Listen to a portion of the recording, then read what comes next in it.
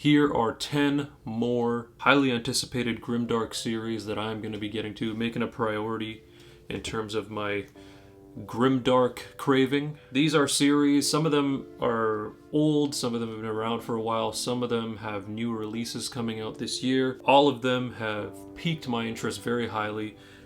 Not just these series, but also these authors.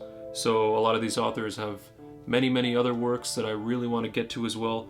But anyways, let's just start with this list. I'm going to be going through 10, and then I'm going to have a bonus at the end, which is a work that I think just deserves a lot more attention. So first up is a familiar author, Michael R Fletcher. I read In the Shadow of Their Dying earlier this year and absolutely loved it.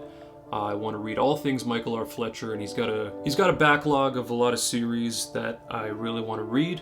But the first one that I will be getting to is The Obsidian Path. This is a trilogy consisting of Blackstone Heart, She Dreams and Blood, and An End to Sorrow. Now, Fletcher has been known to write some pretty wild stuff with great world building and great character work with questions of morality and touching on a lot of gray areas. This series in particular I know has a lot of dark themes. We got like some soul cannibalism, there's human sacrifice, there's necromancy, world domination, all kinds of fun things there, but I'm really looking forward to this one. It's got magic, it's got demons, it's got this looming question of what is evil. So that is the series that I'm gonna likely start with Michael R. Fletcher. He's got a lot of others. He's got Manifest Illusions that I want to get into as well. Let me know if this is a good place to start or what your thoughts are on this author and his work. Now, next up is The Last War Trilogy by Mike Shackle. This is an epic grimdark full of revolutionary action. It's got a lot of intrigue, it's got some twisted magic, and I've heard there's a big emphasis on making the hardest of choices in the toughest of times. The books in this series are We Are the Dead, A Fool's Hope, and Until the Last. Now, the main person I've heard discuss these books is John from Talking Story. So he's given a review on the trilogy, and it's one of the few reviews that he gave 5 stars. So that is high praise in and of itself. There's not a lot that gets 5 full stars from John, but when it does, it's something to keep an eye on. And John holds a lot of great opinions. He talks about books so eloquently that makes you just want to pick it up and breeze through it. You know, all the stuff he recommends. So it's definitely on the list, and it's going to be prioritized. Third up here is Gunmetal Gods by Zamil Akhtar. Now, this is a series I've talked about before, but I have backed my first ever Kickstarter for a book, and that is the Ultimate Edition of Gunmetal Gods. So I should be receiving that maybe this month or next. I'm very excited.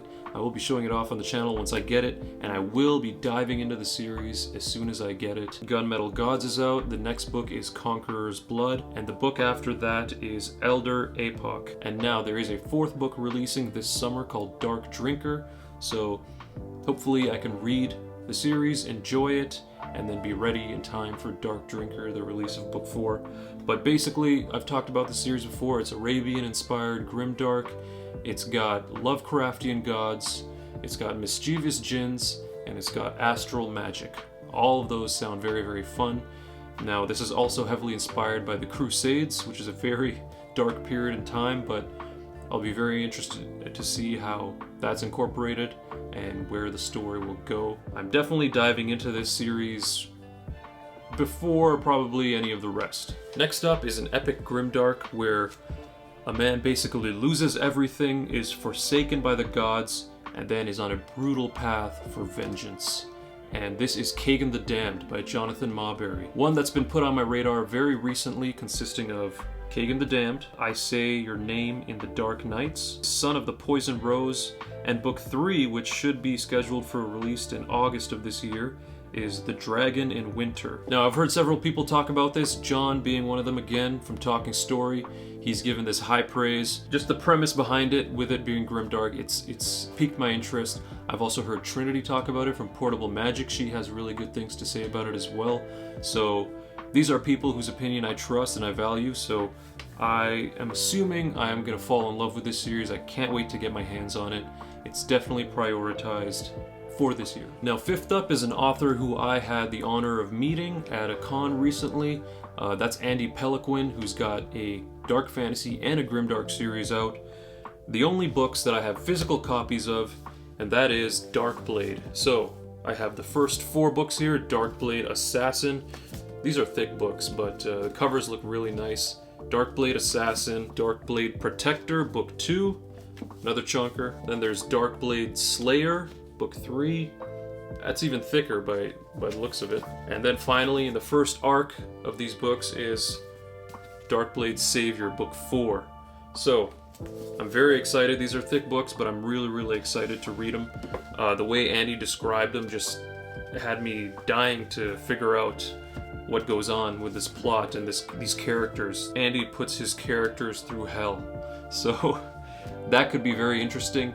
This is technically a dark fantasy series, but I know Andy has another series called Queen of Thieves, which is grimdark and which is tied into this universe. Most likely after these first 4 books are finished, I will dive into his Queen of Thieves series, which is grimdark. I also have this short collection here which I picked up called Different Not Damaged, figuring out strengths from weakness and turning disabilities into a power. So that's the theme that this touches on heavily. The next series is by Crystal Matar. This is Legacy of the Brightwash, which is book 1, and book 2 is also released, which is Legacy of Brick and Bone. So I know I believe there's a third book coming out, but I have heard nothing but rave reviews for this series. Apparently, so from the cover, it looks as though it's a more urban style of grimdark. And from what I've heard, the biggest theme that this touches on is the question of what to do when you are a law-abiding citizen, but the law is wrong, or immoral, I suppose. So that can be a very interesting question. I'm really excited to see what these characters go through and how that question is sort of tackled. Next up is an epic grimdark, which I do have a digital copy of. This is Violence and Vigilance by David T. List. This has some epic fantasy world building featuring an eternal vendetta, scars of grief and loss, untethered rage, and hope against all odds. Being a vast epic fantasy, I'm sure we'll have multiple POVs here. Judging from the title, I'm sure this is going to be very violent and very vicious in terms of the action and some of the character choices maybe. David T. List was very kind to reach out and send me a copy of Violence and Vigilance, so I will be prioritizing that as well. It is somewhat overdue, but I'm making time for it, and then I know he has book 2, which will release. It's unset yet, the date, but Book 2, The Heathen Tide, is going to continue this series, and just from the title alone, it sounds amazing. So I really want to give this a shot and see what David T. List is all about in terms of his writing. Series number 8 is one that's got themes of coming of age, vengeance, and survival, of course. And all I know about it is that it has been likened to series such as The First Law and Game of Thrones.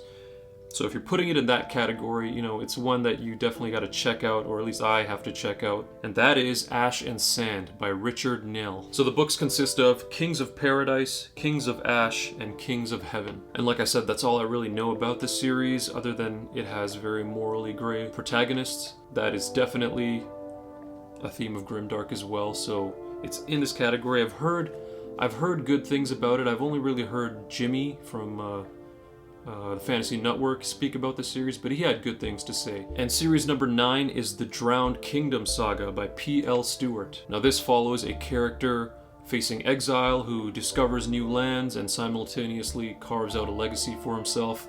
It's got magic, it's got betrayal, and the author has coined this as moral grimdark, so I'm assuming there's a huge theme of morality as well. You know, it's pretty essential for grimdark. So I know that there are 4 books out currently. The first one, A Drowned Kingdom. The second is Last of the Atalanteans, followed by Lord and King, and finally A Lion's Pride. And I'm pretty sure there are more books to come in this series. And just judging off of the covers with the heraldry or the symbols on there, I would assume there would be a lot of political intrigue in here as well, or at least some grander scale stuff that we get going on, you know, epic scale stuff, which I'm sure there is, but regardless, I'm excited for this series as well. And last but certainly not least on this list is a standalone grimdark called A Woman of the Sword by Anna Smith Spark. This is another author who I want to dive into everything she's written. She is the co-author of In the Shadow of Their Dying, which I dove into recently. by herself and Michael R Fletcher. Another author whose work I have gotten a taste of and want more, so A Woman of the Sword is where I'm starting. This tackles themes of depression, of vulnerability, including, you know, being a mother and raising children. And if you look at that cover, that is one of the most intriguing covers I've ever seen. Like, you got clearly some warrior woman here who's got children, little children in tow, putting a huge strain of vulnerability on a person in a position where vulnerability needs to be lessened as much as possible. So that is very intriguing, seeing people put into circumstances such as that. Like I said, I know this handles themes of depression very strongly, and I'm very, very excited to see where it goes with that. I can imagine, with little children in tow, where some of those things might lead to, but regardless, this has piqued my interest ever since I saw that cover. So A Woman of the Sword is where I'm starting with Anna Smith Spark, and then I'll be diving into her trilogy she has out, which starts with, I think, A Court of Broken Knives. If you want a recommendation on where to start with Anna Smith Spark, any questions, I would recommend John Mauro's video from Grimdark Magazine. He put out a video highlighting all of Anna Smith Spark's work and where to begin, you know, what they all entail. It's a very great video. It's one that I took some advice from, which is why I'm starting here as well. So I will link that video below so you can check out that video in case you want to know what Anna Smith Spark is all about, where to start with her work. I think John Mauro highlights it very well. But those are the top 10 authors and series for Grimdark that I'm going to be prioritizing. One last thing that I want to bring up. There's a magazine that has been issued recently. It's birthed recently. The author is J.C.M. Byrne, one of my favorite authors, and the magazine is called Grim Dwarf Magazine. This isn't really grimdark, but it's got grim in the name, and that's good enough for me. This is my channel. No, but Grim Dwarf Magazine is some really great stuff. If you're a fan of Joe's work, this is top tier stuff. I mean, it's a weekly issue. You got a story which progresses very nicely. So much intrigue. A very interesting character. Tons of great mystery, which Joe is just a master at. I love Joe Byrne as a writer. He does great work. The Hybrid Helix I absolutely love. Partial Function was great. And Grim Dwarf Magazine is great too. And it's free. So check out Grim Dwarf Magazine. I will include Joe's Patreon link in the description. It's free, and all the issues are free to download from that site. I believe there are going to be 25 issues out, and then Joe is taking a break from the magazine. But regardless, this is something that deserves so much more attention. It's great work. Joe is a great author, and Grim Dwarf Magazine, while technically it's not grimdark, it's a whole lot of fun. There are several authors who have contributed to the magazine. Their stories have been included in separate issues. I will include a list of all the names of all the authors that have contributed to Grim Dwarf Magazine. You know, some of them have other work released as well, so if you want to see more of their work, you can check out Grim Dwarf Magazine. And that is it for this video of Grimdark series and Grim Dwarf Magazine. So if you enjoyed it, please give it a like and subscribe to the channel. I'm getting to all this and more Grimdark. I'm loving Grimdark. It's my, fantasy subgenre of choice currently, and I will be diving into everything I can get my hands on. If you know of other Grimdark series or books or authors that I should check out, please let me know. Leave it in the comments. I'll be sure to at least look them up and give them a try, at least, some of their work. I know it's something that's on the rise currently, so I'm sure there'll be a lot more to discover as time continues. But anyways, that's it. Thanks so much for watching this video, and I will see you next time.